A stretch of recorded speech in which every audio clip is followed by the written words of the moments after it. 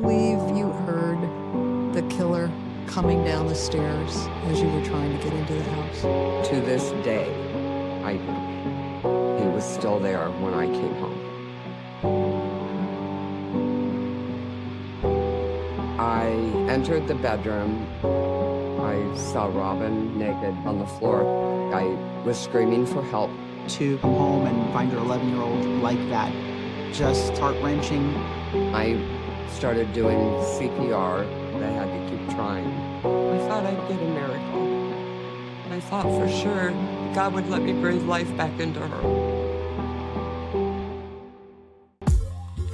This was somebody that had something against the family. The terror was extreme. No one had a clue who it was. We lived in fear. Shocking to think that this type of evil was roaming our streets. Everyone was a suspect to me. My partner at the time used to say, we have the lock, we have the DNA, we just need the key.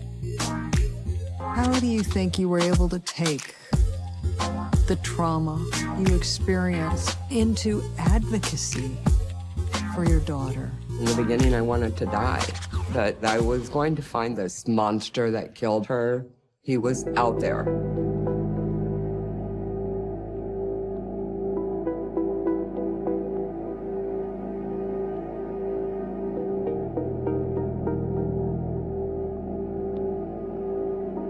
Hi, I'm Paula Zahn, and tonight we're on the case in Cape Coral, Florida, a quaint city known for its breathtaking waterfront views.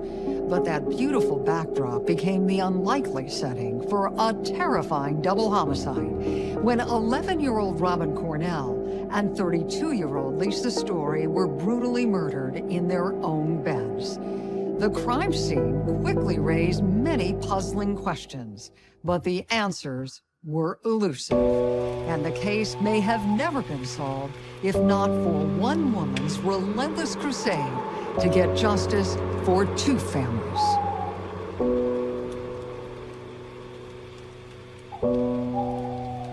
May 10, 1990. It was just after 4 on a humid Florida morning when Jan Cornell raced to the front door of her 2-story condo. Even though it was still hours before dawn, the 38-year-old mother was already late for her shift at a nearby hospital. She had accidentally dozed off at her boyfriend's apartment the night before. I panicked when I realized I had fallen asleep. I had to get showered and go to work. Still, Jan was cautious to be quiet. She didn't want to wake up her 11-year-old daughter, Robin, or their new roommate, her coworker, Lisa Story. What happened when you got to the front door of your home? I put my key in the lock and went to open the door to go in, but the bottom lock was locked on the door. Jan was frustrated. The handle lock was broken and could not be opened from the outside. She had even reminded Robin and Lisa about the problem as she left for her boyfriend's the night before. I said, don't lock the bottom lock, because if you do, I'm gonna have to wake you up. I won't be able to get in. Jan now banged on the door, still unaware of the nightmare that awaited her inside. I'm saying their name, Lisa, Robin, and I heard footsteps. Jan expected the front door to open, but it never did. Confused and now worried, Jan looked for another way into the condo. I ran around to the side, and when I got on the Patio, my sliding glass doors were open, and the verticals were blowing through them.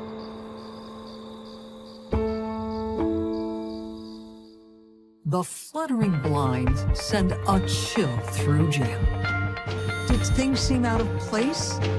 yeah, the kitchen light was on, and the ironing board was out.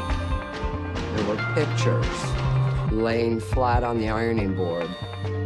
The pictures were of her two daughters, 11-year-old Robin and 19-year-old Jenny, who had just moved out of the house a few weeks before. Why would those pictures be there? And that's when I really panicked and ran up the stairs. Jan glanced into her new housemate Lisa Story's room first. It appeared that her friend was sleeping on her side, facing away from the door. Then she looked across the hall and saw her daughter Robin on the floor.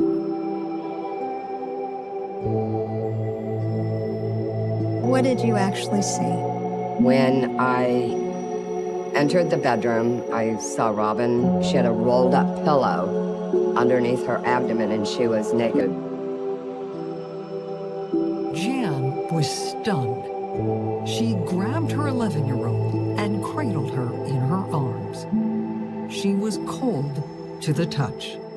She began shouting at her friend Lisa, assuming the 32-year-old was somehow responsible. I was screaming horrible things to her. You need to get up and help me. But Lisa didn't respond. Jan grabbed the phone, called 911, and desperately tried to perform CPR on her daughter. The strength you have is extraordinary to try to bring your daughter back to life. I knew when I touched her, she was gone. But I had to keep trying. I thought I'd get a miracle. I thought for sure God would let me breathe life back into her. But there were no miracles that morning, only heartbreak.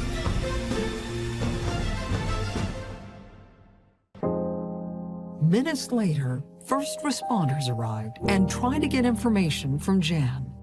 But she was so hysterical, she couldn't speak. She simply pointed to the upstairs bedrooms.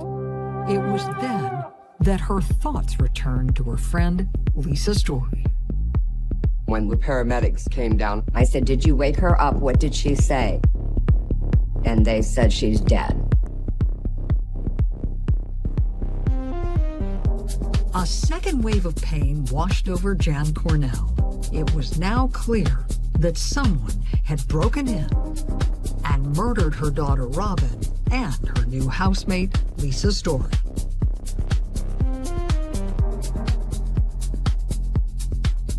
As Jan tried to process that devastating news, lead detective Todd Everly arrived at the crime scene to begin investigating the double homicide. Describe to me what you saw when you entered the home. It's a 2-story townhouse. When we started walking upstairs, we noticed some jewelry on the steps. We started collecting that evidence and photographing it and bagging it. And then we got to the spare bedroom.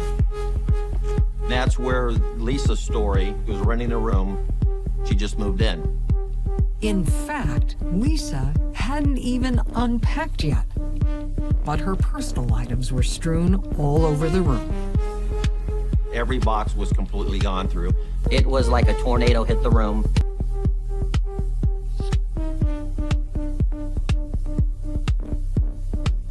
We found Lisa dead on the bed. She was partially clothed, turned on her side, a pillow half covering her head area. Was it obvious how she was killed? At that time, we were suspecting that it was asphyxiation.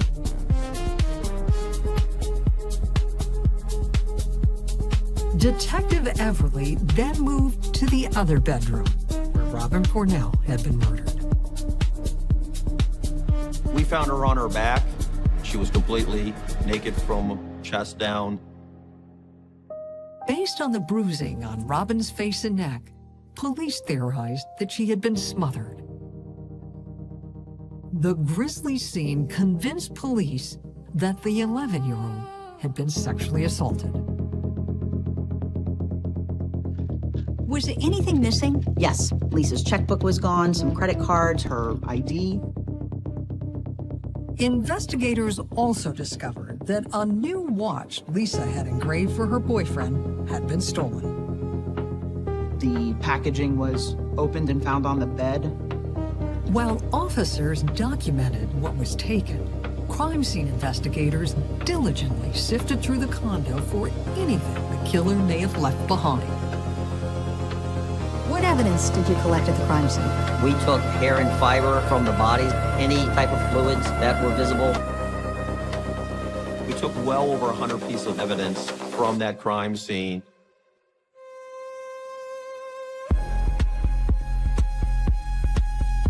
But so far, none of that evidence pointed investigators to a suspect. They hoped that Jan Cornell's story might help them make sense of the chaos and provide a lead on how the killer had entered her home. When Jan got home, she came around here to the side, found this gate standing wide open, as well as the sliding glass door. This is where police believe the killer entered and exited as well. Jan then gave detectives another valuable clue when she mentioned the photos of her daughters that had been displayed on her ironing board. Police saw that as a message left by the man responsible for the double homicide. It was like scripted. He took these pictures down from the walls and placed them on an ironing board so when you walked in, you would see them. Investigators believe there was only one reason the killer would have staged the crime scene in such a cruel way. There was some type of a revenge motive that we had to look at. This was somebody that had something against the family or even Jan herself.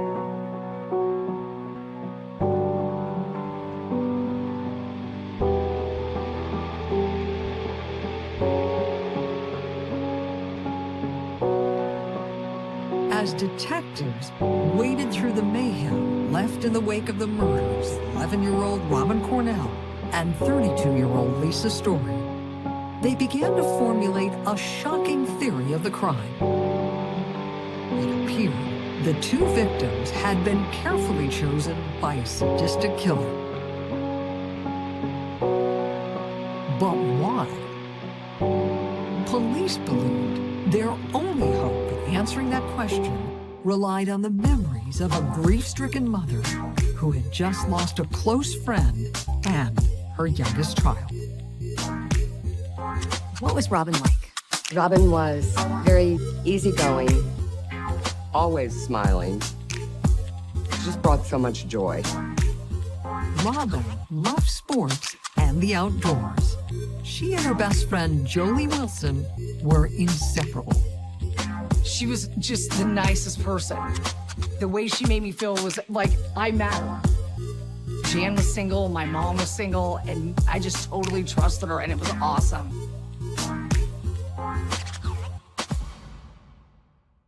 Friends and family saw a maturity in Robin that was well beyond her years. Robin was only 11 years old, but I understand she had some pretty big dreams. What did she see for herself?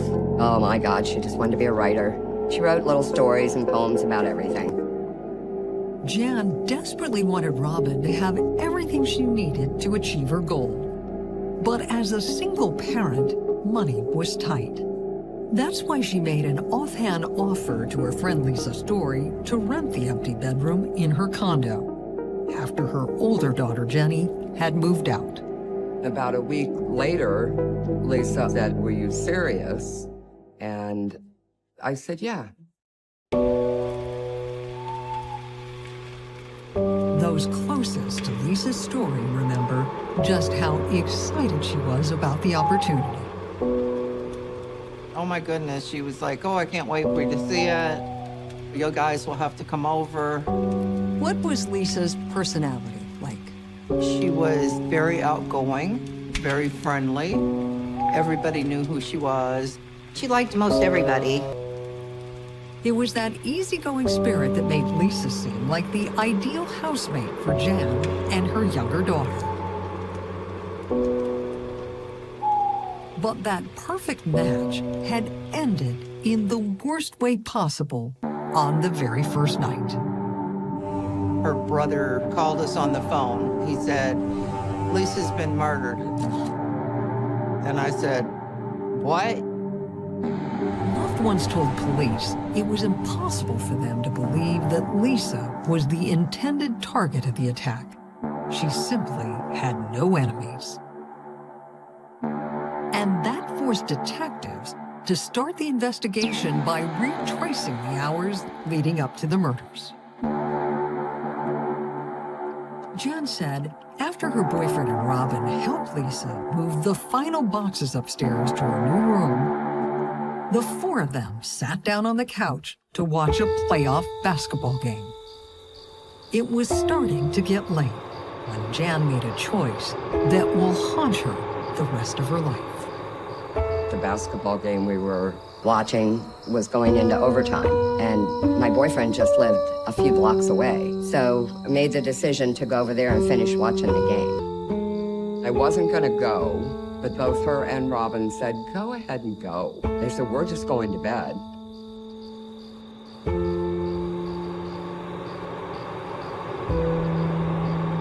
Jan assumed she'd be back before midnight. I actually thought I'd probably be home like within an hour. But that didn't happen. I fell asleep. It was just after 4 a.m. when Jan awakened and raced home.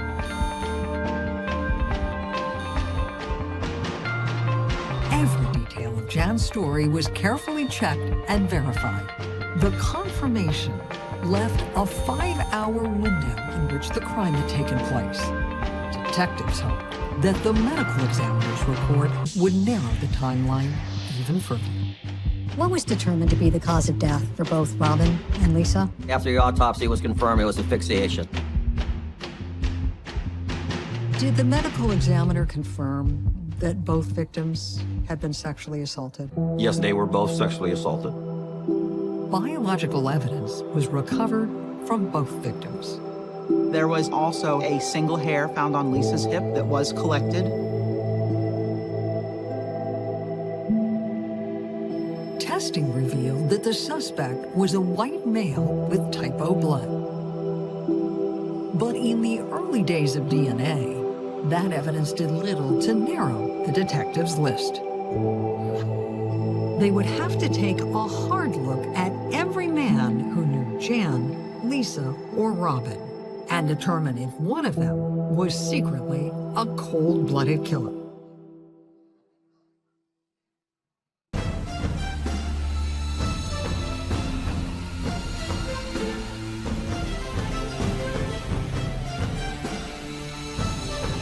Police were working around the clock to solve one of the city's most horrific double murders. And they had to view everyone as a suspect, even those closest to the victims.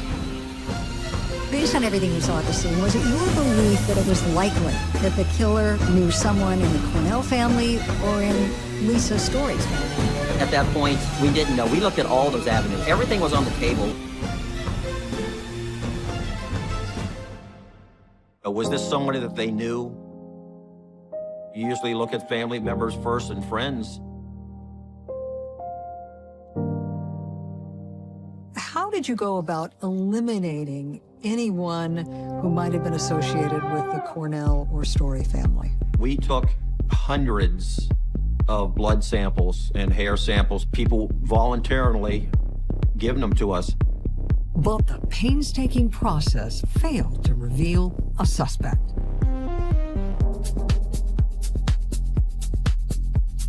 The results were disappointing and a relief at the same time.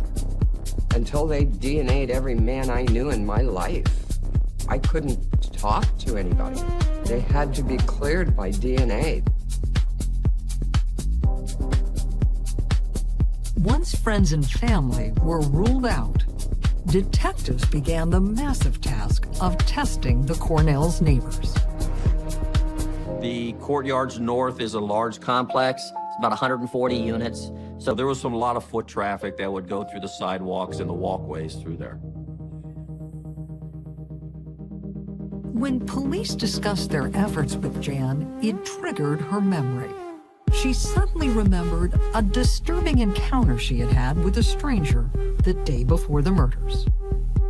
My bedroom window faced a sidewalk through this courtyard. The cat was crying to get in, and I was standing there with a little shirt on and my underwear, and there was a guy walking through with a ball cap on, and he stopped. He was smirking and watching. Police now wonder if the man may have been stalking Jan and her family for longer than she knew. Did you think the Peeping Tom incident could have been connected to the murders? Yes, it was someone that we wanted to look into a little further. Investigators went to work trying to assemble a lineup of men for Jan to view. This apartment complex is massive in size, and back in 1990, the detectives were making contact with everyone that they could here, specifically looking for someone that matched the description that Jan gave of the Peeping Tom. Police tried to narrow their focus by prioritizing men with a history of sex-related crimes.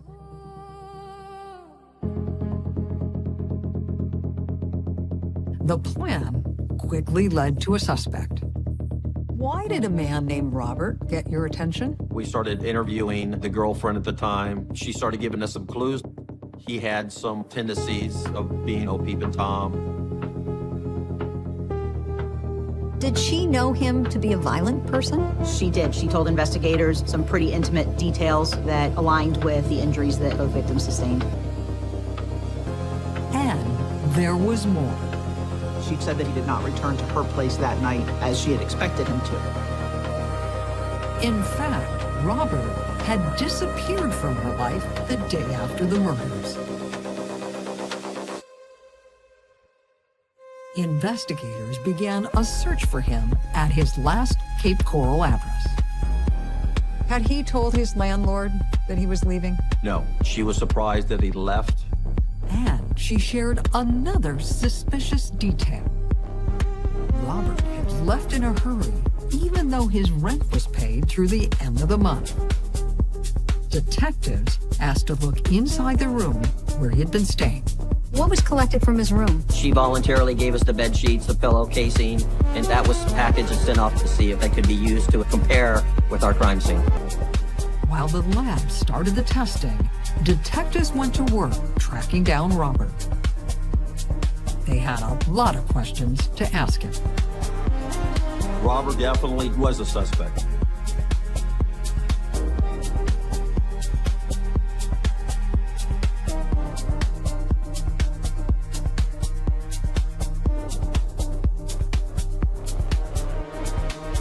Cape Coral detectives searching for the man responsible for the brutal double homicide of Robin Cornell and Lisa Story followed tips on their suspect's whereabouts all the way to Mississippi. And when their search finally led them to the front door of Robert's new girlfriend, police were ready for action. We had a search warrant for Blood samples, hair samples, we can compare. the known evidence that we had. But that's when the plan hit a roadblock. Robert was out of town working on an oil rig. Investigators had no choice but to wait for his return. Did he eventually come back? Yeah, a car pulled up and a male got out of a vehicle. We asked, "Are you Robert?" And originally he said no. And then he paused and he says, "Yes, I'm Robert." Investigators were confident his sketchy behavior meant they were on the right track, and they took him in for questioning. What did he say when you asked him directly if he had anything to do with the murders? He said he did not have anything to do with the murders, and he did not know either victims or anyone who lived in Unit 100. Investigators remained skeptical and pressed him for information. What was Robert's alibi for the night of the murders? He said that he was out drinking at one of the local bars, had several drinks, and stayed at one of his friend's house. The alibi explained why Robert hadn't returned to his girlfriend's condo on the night of the murder. And he told detectives that his new love interest and a job opportunity on the oil rig were the only reasons he had ducked out of Cape Coral without a goodbye. But those easy answers ended suddenly once police brought up his troubling past. What happened when you started to ask him about his Peeping Tom incidents? He shut down and ended the questioning. He did not want to speak to us anymore. Still, investigators didn't need his permission to obtain samples of his blood and hair. Detectives believed they were now a lab report away from an arrest. But the results were not what they had expected. How surprised were you when the lab results came back and there wasn't a match between the samples that Robert provided and the evidence at the crime scene? I was surprised. We had a lot that led to him. Instead, detectives were back at square one. And the pressure they felt to solve the case was growing.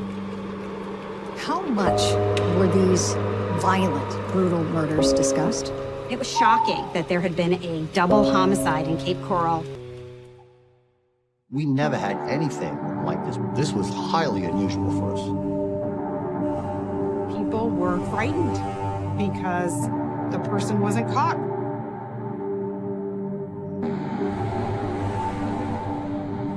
For Jan Cornell, the emotions in the months after the attack were totally different. I was mad every day I woke up because if I wasn't there that night, why am I here? Why am I here? All I want to do is die because of what happened that night. But somehow, she was able to put those paralyzing feelings aside and find a way forward. What kind of legacy would that leave for Robin's sister that she loved so much? So I made up my mind that I was going to find this person, no matter what it took, because he was out there.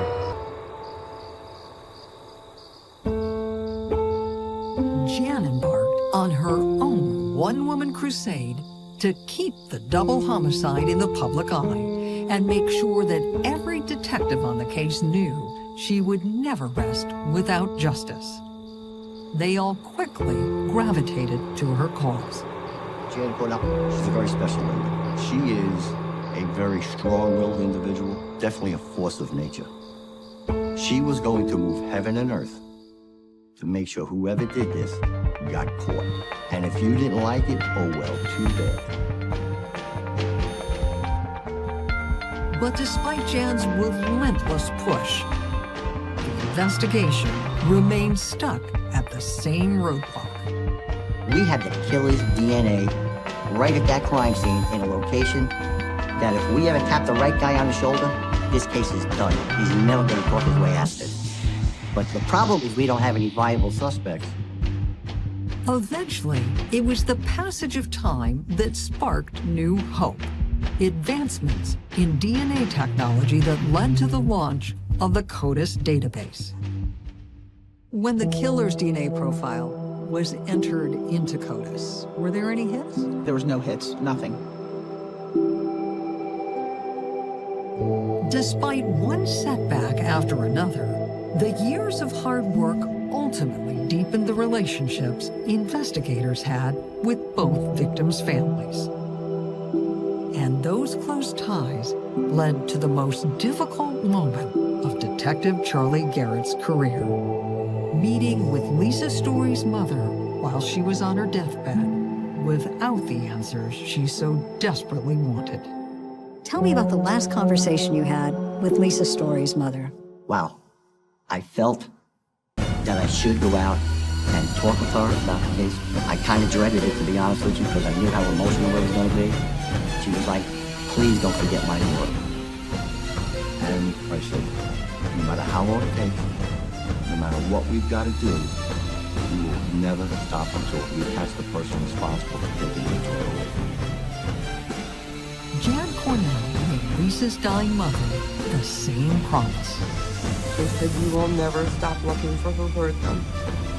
And I said, I promise you, we won't. And I promise you, we're gonna find him. We're gonna find him.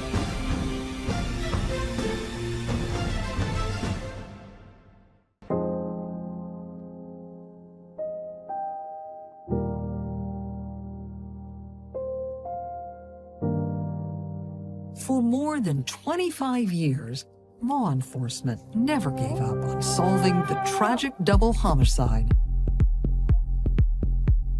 of Robin Cornell and Lisa Story. Approximately how many leads did investigators chase over the years? Thousands. We never let this case go. It's always been actively worked.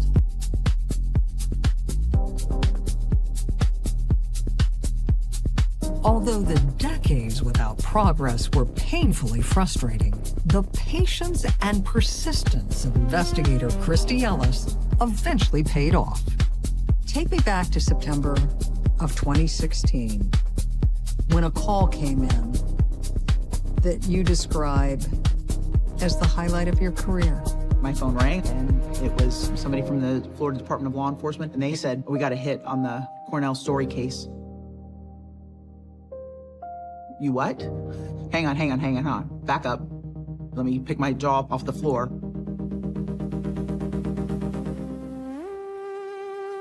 One of the reasons the veteran investigator was so shocked was that the DNA evidence from the crime scene had been in the CODIS system for years. That meant any hit had to have come from a new sample that was only recently uploaded. After digesting the amazing news, Detective Ellis asked her colleague for the name that had eluded her for so long. What was the name that you were given? Joseph Zeiler.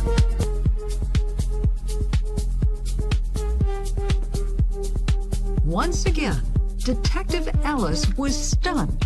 Joseph Zeiler's name was nowhere in the massive case file. Police were also surprised to learn that Zeiler had a limited criminal history. In the early 80s, he had been arrested for grand theft auto, for burglary, and then right after our homicide, he was arrested for concealed weapons and resisting arrest.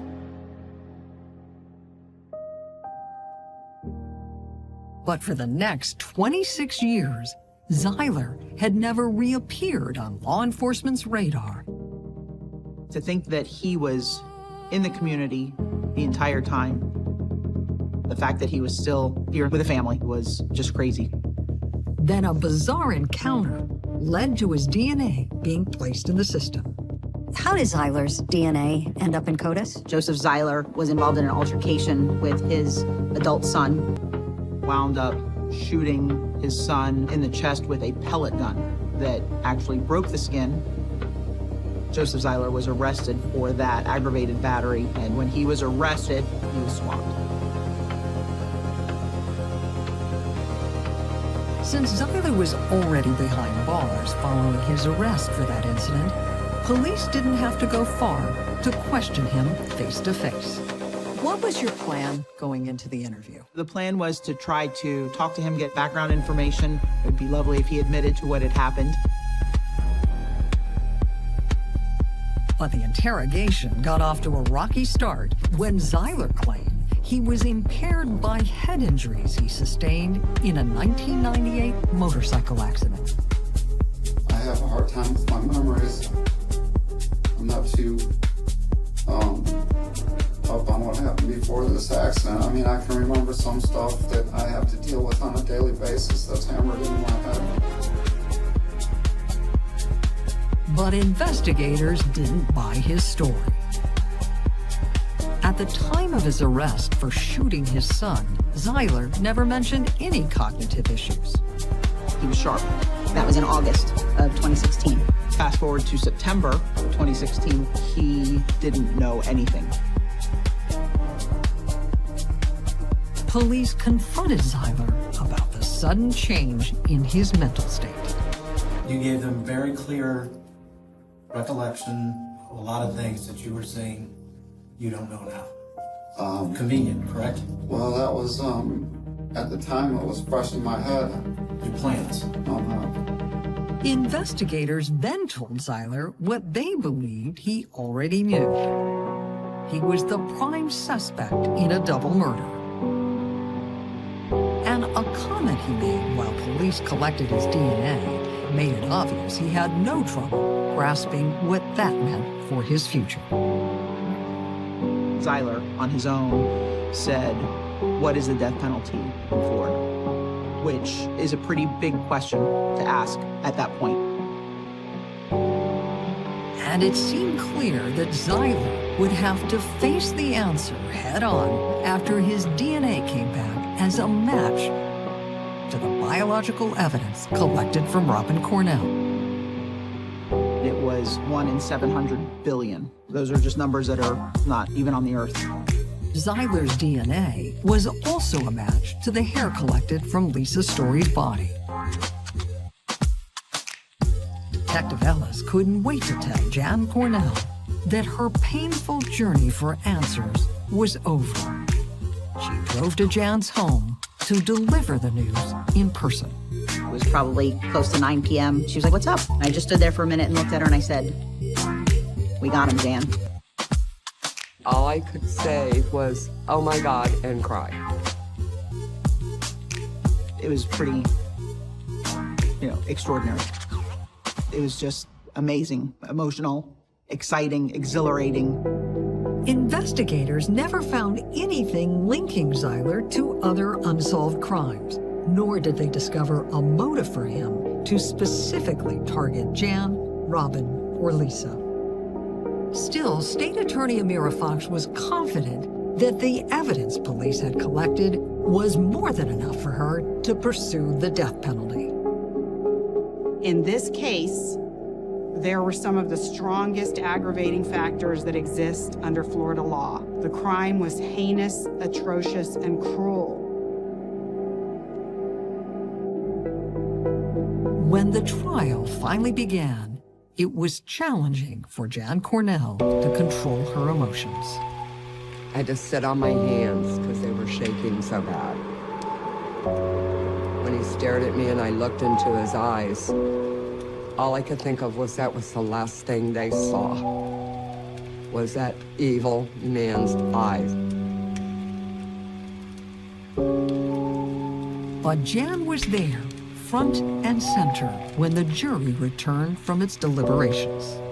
What was your reaction when you heard the guilty verdict? I just kept hearing it over and over and over in my head, guilty. That is what I had prayed for almost 33 years. The person that did this was going to pay for what he did to them.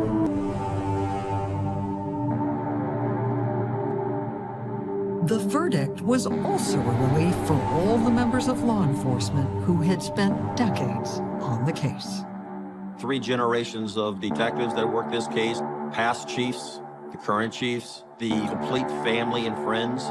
We all stood together as one team. It was very meaningful for all of us. During the sentencing phase, Jan Cornell chose to ignore Joseph Zyler. I wanted to tell him what a piece of scum he was. I wanted to berate him in every way I could, but a psychological profiler said to me, he's a psychopath. He will love that. He will love knowing the pain and how broken you and your family were. In the end, 61-year-old Joseph Zyler got what he feared the most, a death sentence. Nothing can take the place of hearing the words today that justice for Robin and justice for Lisa has happened. Sometimes it is a long path to get justice. But the justice can and will be done with a great deal of hard work, great teamwork, and an immense amount of patience from all the partners involved in this case. Jan has also found comfort in knowing that she had kept her promise to Lisa Story's mother. She went out to visit Lisa's mom and dad. She put flowers on all the graves, and she puts these little windmill things that blow in the breeze. And she says if they're turning, that means that they can hear you.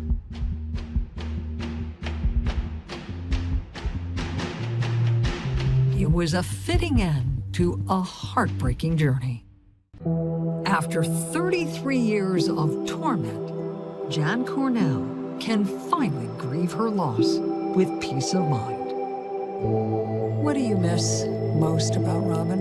We used to lay in bed at night and tell each other stories.